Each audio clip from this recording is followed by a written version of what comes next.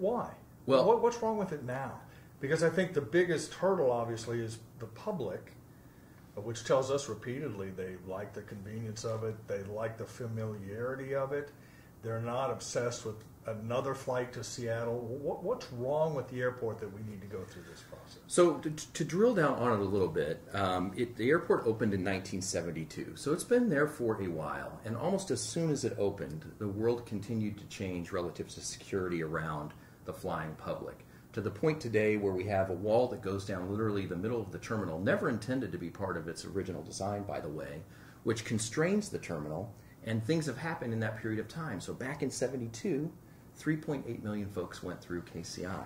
If we fast forward to today, it's well over 11 million. Wow. And yet the constraint of the terminal is sort of worse than ever. So once you get inside the wall, you have about 36 feet from where you enter the plane to where the wall exists today.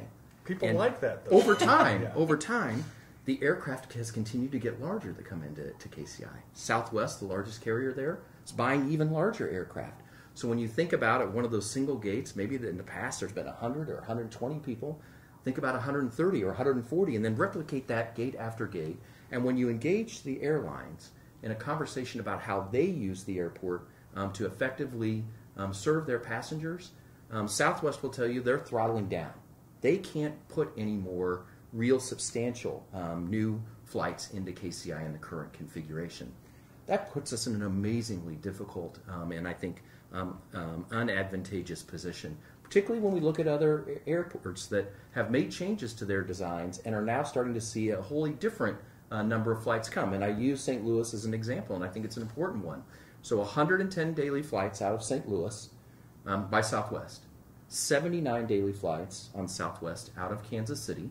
Southwest will tell you they're adding more new flights to St. Louis because they can transfer passengers through St. Louis more efficiently, and they can't do that in that constrained 36 feet at KCI. What does that mean for all of us here in Kansas City? It means that those planes that are being transferred in St. Louis for a St. Louis resident, that's now a direct flight to somewhere. That's a direct flight we're not getting. And direct flights matter to the 58% of the users of the airport, which are businesses and folks that go to work every day but have to go outside of Kansas City to do a good job. And also direct flights matter to all of us because direct flights are part of convenience. So we want to talk about that. The convenience is a design of an airport that certainly is convenient. Drop people off at a curb, be close to parking, make sure that you can quickly get through and manage your way through. But convenience also is I have a lot of direct flights to the places I need to go. And that's when we talk about a better KCI and an investment in our future. Are we investing in a way to allow that kind of thing to happen? Moving to Kansas City, something I've really been struck by is how attached people are to their airport in its current form. And there's really kind of a nostalgia about KCI. And I've lived other places where people had very little attachment to the airport. Right. And I lived in Dallas, and when people said, okay, we're going to upgrade the airport, everyone cheered and said, we want a new airport, we want new amenities, we want new restaurants, we want the airport to be modern. And here, a lot of people say we don't ever want the airport to change. Why do you think that is? Well, I think part of it is we need to explain what we're talking about in a new single terminal. We're not talking about Atlanta Hartsfield or flying through Denver International or Las Vegas, Nevada. We're talking about an airport that looks a lot like the size of Dallas Love Field or Indianapolis. And really, if you have an experience in those sizes of airports, they're really unbelievably convenient, easy to drop off, pick up, easy to park close to the terminal, not far walks to gates. And so I think going out there and having a really honest conversation about what really will be built at Kansas City with a new single terminal, I think is an important part of a conversation that we need to have. But let's be clear, Joe.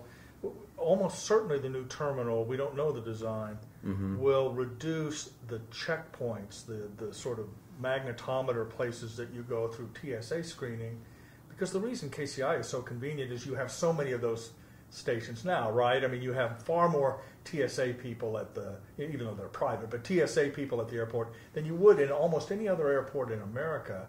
And so customers at the airport, the new airport, will have to grow a little bit accustomed to a little bit longer line going through security, even though there may be new gates, new amenities.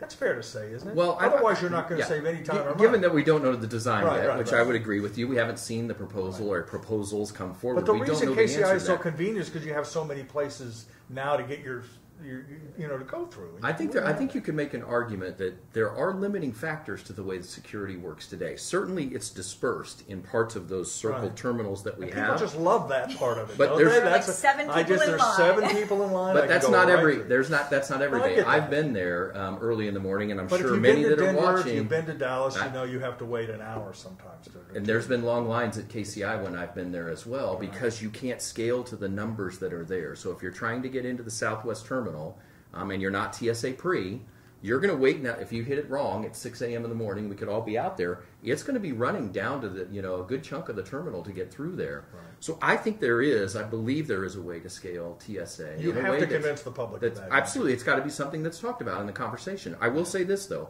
we do know in the current design that there's only one dedicated pre-check in Kansas City International. It's one of the TSA sites for Southwest, not the other one, only that one. No other of the gates have that in their TSA.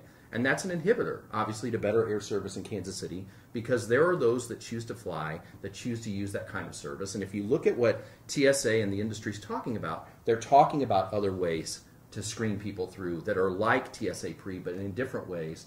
And we're constrained physically to accommodate those in many ways. It's obvious we can't do it today, period.